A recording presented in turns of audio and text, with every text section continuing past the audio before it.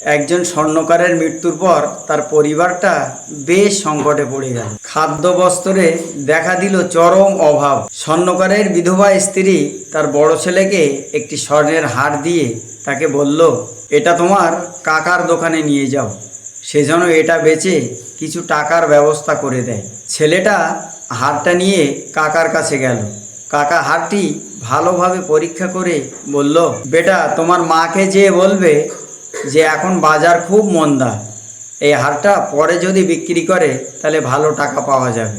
কাকা কিছু টাকা দিয়ে ছেলেটিকে বললেন, আপাতত এই টাকাগুলো নিয়ে যাও, আর কাল থেকে প্রতিদিন তুমি দোকানে আসবে।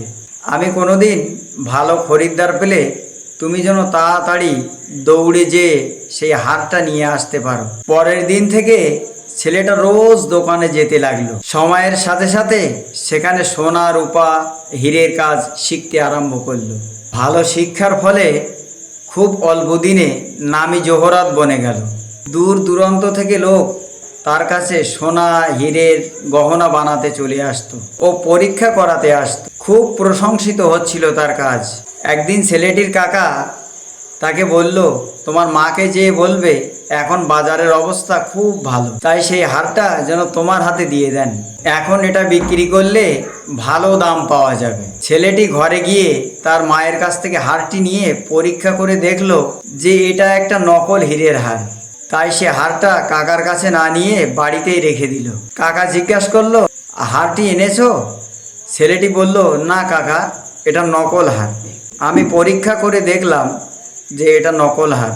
তখন কাকা বলল, তুমি হারটি যেদিন প্রথম আমার কাছে নিয়ে এসেছিলে সেই দিন দেখেই আমি বুঝে নিয়েছিলাম যে এটা নকল হার, কিন্তু তখন যদি আমি এই কথাটা তোমাকে বলে দিতাম তাহলে তোমরা হয়তো ভাবতে আজ আমাদের খারাপ সময় বলে কাকা আসল জিনিসটাকে নকল জিনিস বলছে। আর যখন এ ব্যাপারে তোমার পুরো জ্ঞান হয়ে গেছে তখন তুমি নিজেই বলছো যে এটা নকল হার। এই দুনিয়াতে প্রকৃত জ্ঞান ছাড়া তুমি যা কিছু দেখছো, যা কিছু ভাবছো, সব এই হারের মতো নকল বা মিথ্যা। জ্ঞান ছাড়া কোনো জিনিসের বিচার সম্ভব নয়। আর এই ভ্রমের শিকার হয়ে অনেক সম্পর্ক শেষ হয়ে যায়। তোমাদের সাথে আমার সেই সম্পর্কটা নষ্ট হোক আমি কখনো চাইনি। ভিডিও ভালো লাগলে লাইক, কমেন্ট ও শেয়ার করবেন।